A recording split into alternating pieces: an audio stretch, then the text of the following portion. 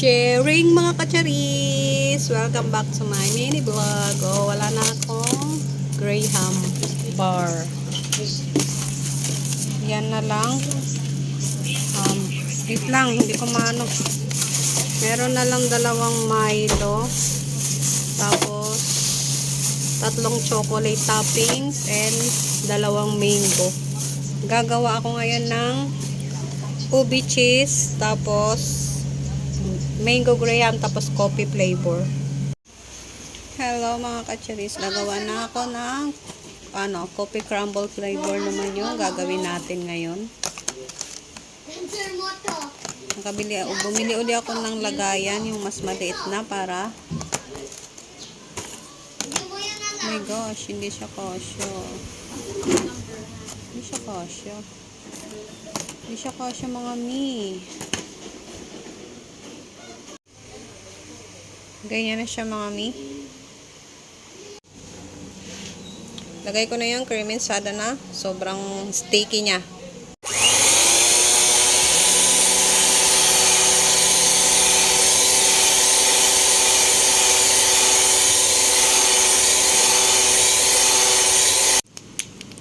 Lagay ko na yung Nescafe stick.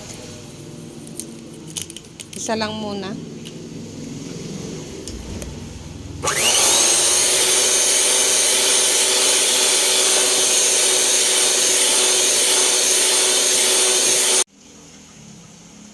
Na-mix ko na siya mga kacharis yung ating tapos lagay ko naman itong panghalo ng ating coffee crumble.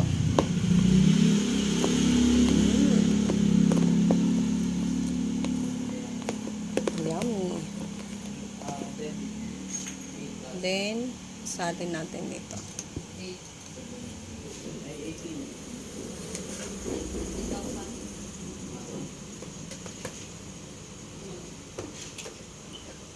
Wait lang, masagabal yung ating kutsara.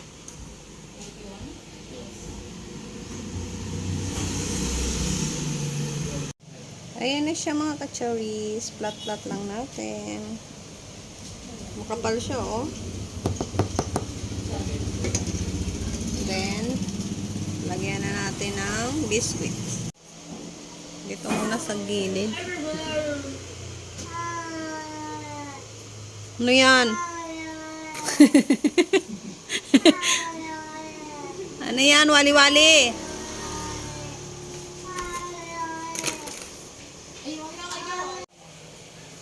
Tapos na mga kacharis. Takpan. At ilagay natin sa freezer.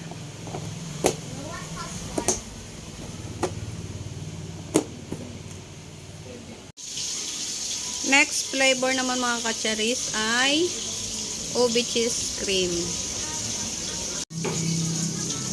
Angel pa rin yung gamit ko.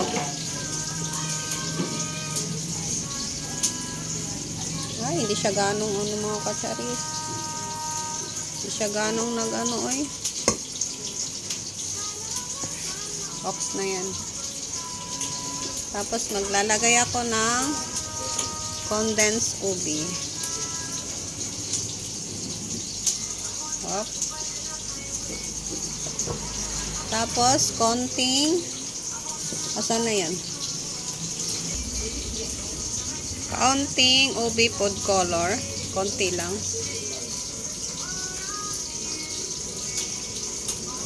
One. Up! Ala.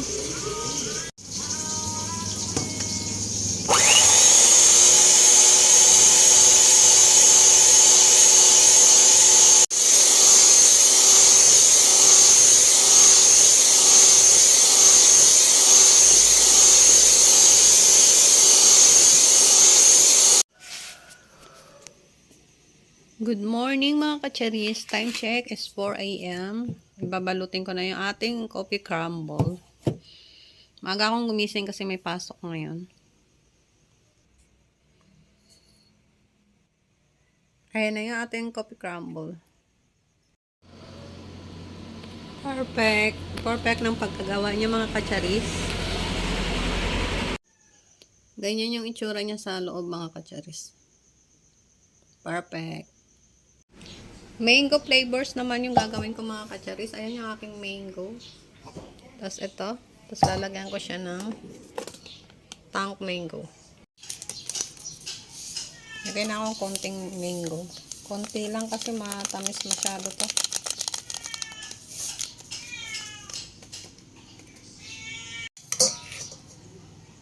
Tapos yung fruit mango.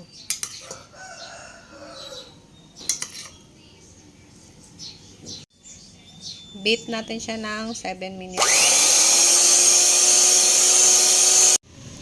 Para sa mango mga kacharis, lagay tayo ng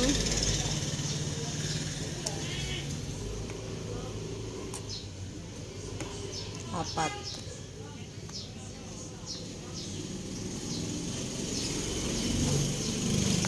Grabe mga kacharis, ma-sold out kami kahapon. Sobrang happy ng mami nyo.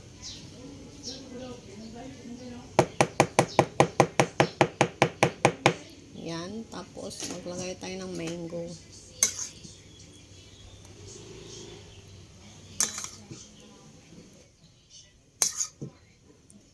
Or mango mas masarap. Hindi tayo nagtipid sa mango.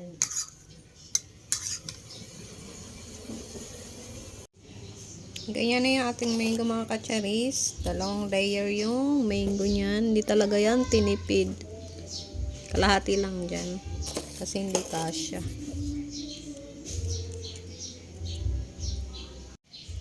Ayan na, tapos na. Lagay na natin sa freezer. Mamayang gabi ko to iwain. Ito na mga kacharis yung ating ubi cheese. Iwain ko na siya at babalutin. Ganyan siya kakapal. Dito.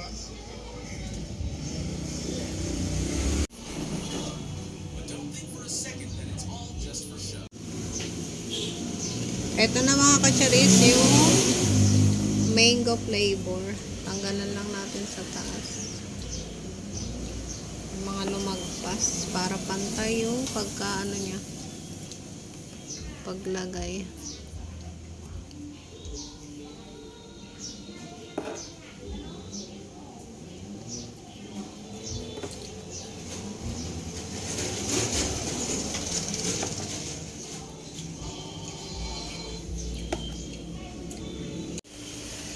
Nakat ko na yung ating mango.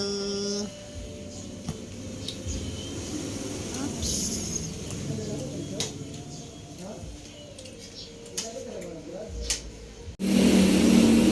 Ito na yung benta natin ng Graham mga kacharis ngayong January. Tapos ito na yung ating stock. Ubi cheese, coffee crumble, mango, chocolate, and yung ang tawag nag-iisang Milo. Gagawa ako Milo mamaya. Bilangin natin mga kacharis kung magkano yung ating benta ng January. Kumbaga nagamit ko na rin na pangbili ng restock ng gagamitin ingredients yung iba, kaya ito na lang yung natira. Grabe mga kacharis. Sunod-sunod na. Kasi dati di nila alam. 1, 2, 100, 150, 50, 300, 300, 400, 500, 5, 6, 7, 8, 9, 10. Meron tayong 1, 250. Sarado pa yung tindahan mga kacharis. Kumakatok lang sila pag bumibili sa ating Graham bar.